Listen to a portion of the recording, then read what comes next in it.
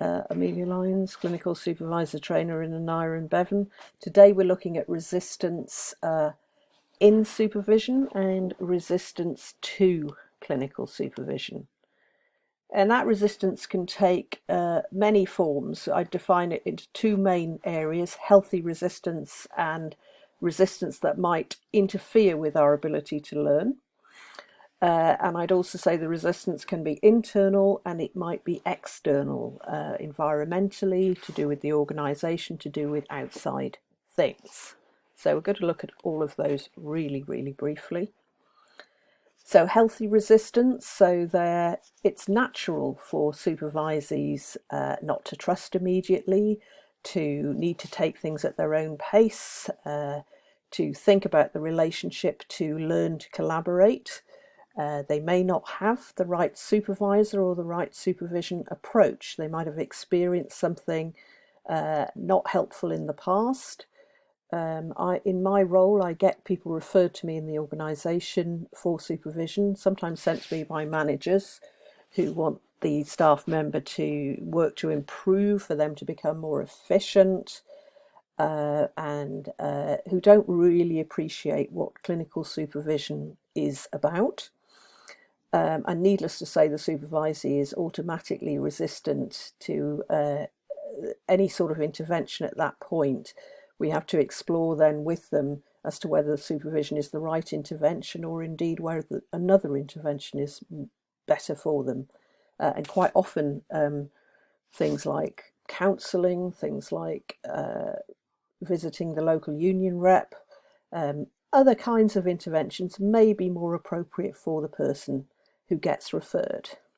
The self-referred person who wants clinical supervision, is always going to be a bit more open to the work involved. And obviously sometimes you get something in between the two as well. Sometimes people get sent, but then they realise actually they would quite like, once they understand what supervision means, which is simply learning from their professional practice and having the opportunity to discuss that with somebody who is outside of their management hierarchy, and learn from that experience.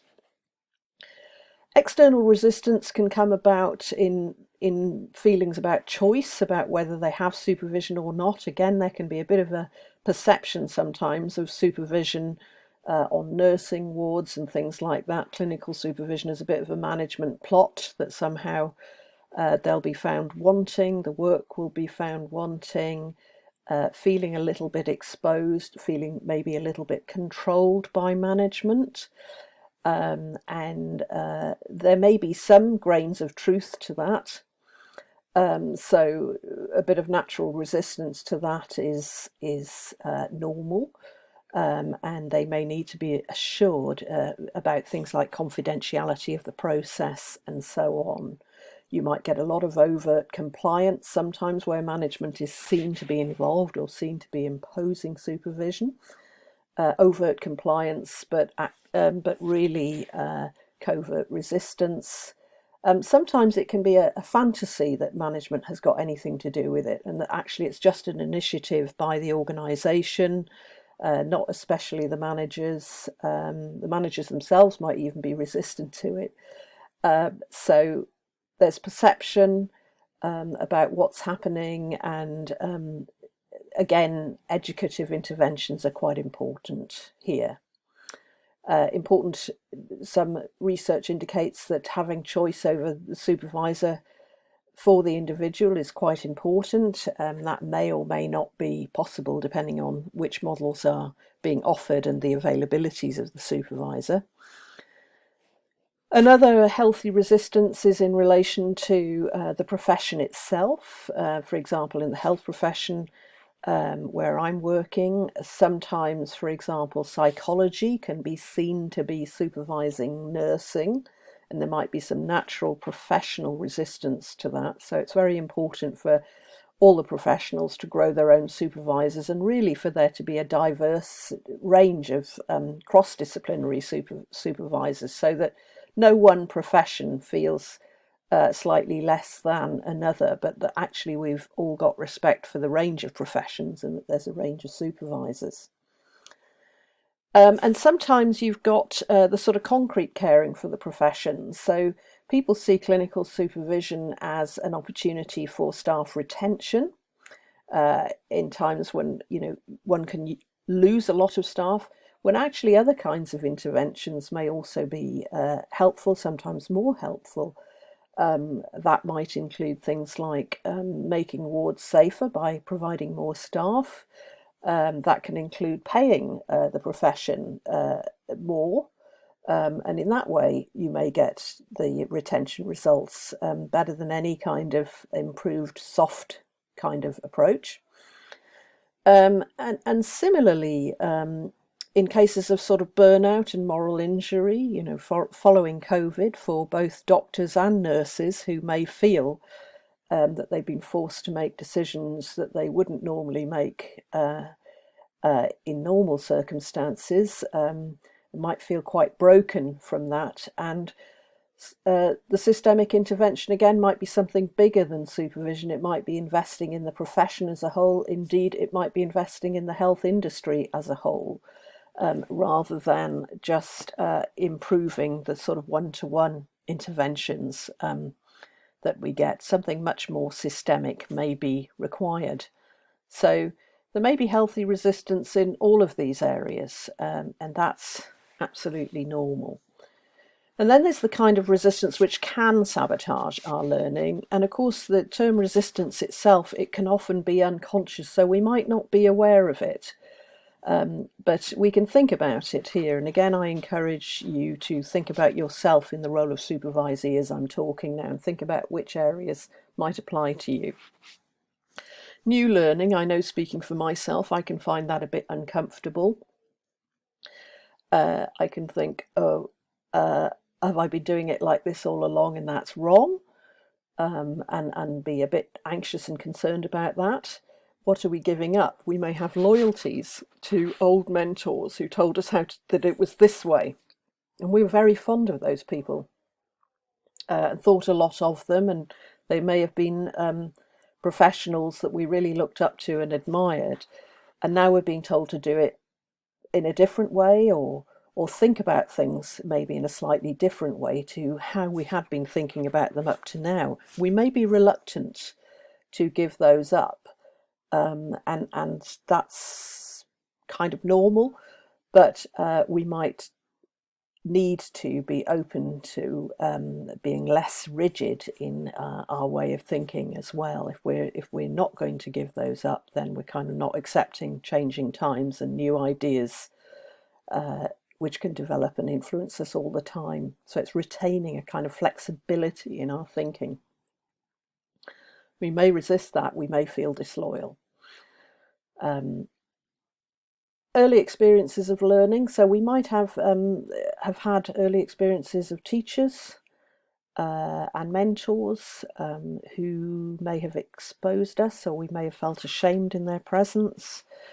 And all this new learning may stir some of that up for us, and those experiences might not have been very pleasant for us, or might be a mixed bag. Some might have been good and others might have been not so good. So we may have a lot of investment in our role, particularly in the health professionals. We have a strong identity, and therefore when we're in clinical supervision we might fear that we're not doing something right. We've got a lot invested in our identity, and that may make us a bit unwilling really to share what's actually happening in the work that we do, what's bothering us, where we feel we might not have done the job as well as we could have, interacted with a patient as empathically as we could have.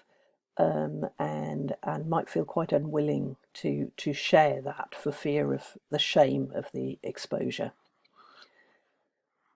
And learning itself does require some sort of letting go, really, of our autonomy and submitting to new teachings, new ideas, new individuals who are propounding those ideas.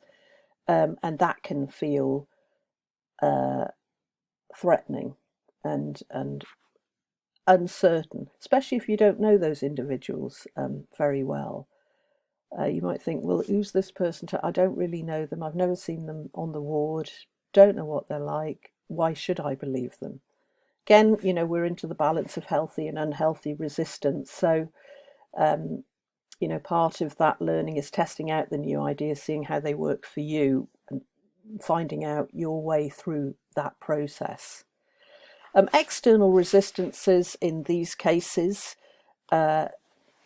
again, management may have perceptions of supervision as being quite a gossipy place, bitching about them, and can feel quite paranoid. Not all managers feel like that, but that may be the case for some, and they may prevent one from attending. Another fantasy about supervision might be, well, I'll delegate all the supervision then to the clinical supervisor and I don't have to do any supervision, which is not a very helpful understanding really of what supervision is about, and there may need to be some educative work done there.